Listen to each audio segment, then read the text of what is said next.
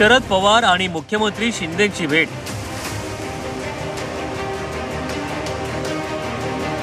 पवार शिंदेंची 15 दिवसात दुसऱ्यांदा भेट।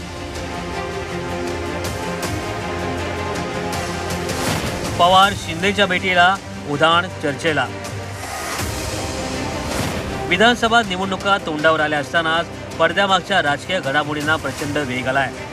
शरद पवार आणि मुख्यमंत्री एकनाथ शिंदेंची भेट घेताना चर्चांना उधाण आलाय। विशेष म्हणजे याआधी 22 जुलैला शरद पवार आणि मुख्यमंत्री शिंदेंची भेट झाली होती। 22 जुलैच्या भेटीत मराठा ओबीसी आरक्षण हा विषय होता। मात्र अवघ्या 15 दिवसांच्या आतच या दोघांची पुन्हा एकदा भेट झाली आहे। शरद पवार आणि मुख्यमंत्री एकनाथ शिंदेंमध्ये जवळपास अर्धा तास बैठक पार पडली। मराठा आरक्षणाबाबतच्या सर्वपक्षीय बैठकीबाबत चर्चा झाल्याची माहिती सूत्रांनी दिली आहे। येणाऱ्या काही काळात सर्वपक्षीय बैठक पार पडू शकते अशी माहिती सूत्रांनी दिली आहे। पवार शिंदेंच्या बैठकीत आरक्षणाबाबतच्या सर्वपक्षीय बैठकीला हिरवा कंदील मिळाल्याची माहितीही सूत्रांनी दिली आहे। तसंच विकास कामे आणि पुण्याच्या पूर परिस्थितीवरील चर्चा झाल्याची माहिती मिळते।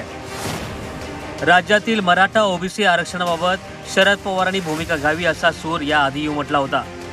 त्याबाबत बंडानंतरचे भेदाभेद विसरून छगन भुजबळांनी शरद पवारांची भेट घेतली होती।